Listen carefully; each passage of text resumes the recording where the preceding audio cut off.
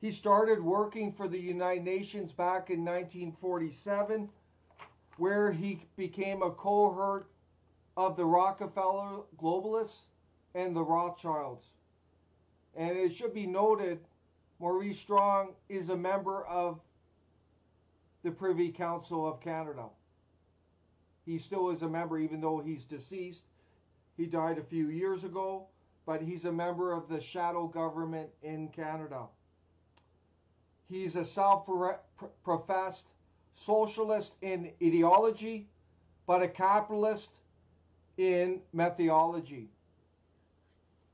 He organized the first Earth Summit, the Stockholm Conference, in 1972, after being appointed head of the United Nations Environmental Panel, UNEP. The lead to the formation of more UN organizations, the Earth Council, the Earth Charter, the World Resources Institute, the World Wildlife Fund, later run by Gerald Butts, Commission for World Governments. Maurice wanted to tax the world in order to pay for global governance in the UN. He was proposing a 0.5% tax on all transactions. This was vetoed by the Security Council. And then he came up with a new idea for UN global governance, which led to UN Agenda 21. In 1989, Maurice was appointed to Secretary General of the Earth Summit. In 1992 at the Earth Summit, he was quoted as telling UN delegates, quote, "It is clear that current lifestyles and consumption patterns of the affluent middle class involving high meat intake, consumptions of large amounts of frozen and convenience foods, use of fossil fuels, appliances, home and workplace, air conditioning, suburban housing are not sustainable."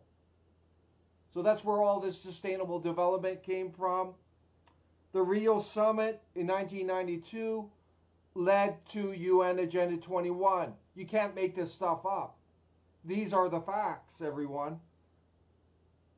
And it was the globalist conservatives under Brian Mulroney who adopted UN Agenda 21 in 1992.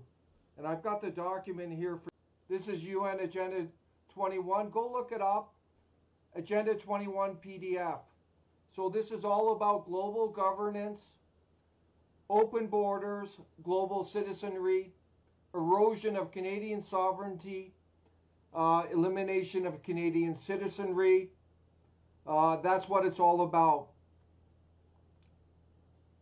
There is the document there. We have videos on it. Go check them out. I know there's people out there who are afraid of the truth and they yell conspiracy. But this isn't made up. These are facts.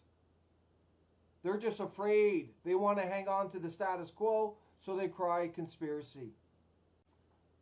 What's interesting to note too is that the Earth Summit also gave rise to the World Conservation Bank, which was controlled by the Rothschilds and Rockefellers. This bank controls the UN Intergovernmental Panel on Climate Change, IPCC. Agenda 21 was hailed as a comprehensive blueprint for reorganizing human society using environmental protection to induce Western societies to voluntarily surrender their rights and freedoms on a mostly emotional appeal to saving the environment. So this is just a globalist scheme for global governance. And it should be noted here, in 2000, the UN held the Millennium Summit, launching the Millennium Project featuring 8 sustainable goals to be reached by 2015. Then when these goals were not met, that's when they created UN Agenda 2030. In September 2015, which as mentioned, Harper adopted for Canada, And it should be noted as a footnote, Jordan Peterson worked on Agenda 2030 as well. That is a fact. He worked on a UN a high-level committee on creating that document. The UN Agenda 2030 has all the goals matching Agenda 21, and they're being implemented across Canada right now. For all the naysayers out there, just go look up Agenda 2030 right here. Agenda 2030 PDF, there it is. It has 17 so-called sustainable development goals. Again, this is all about global communism, open borders, global citizenry, and ultimately global governance. And here, this is the Government Canada website.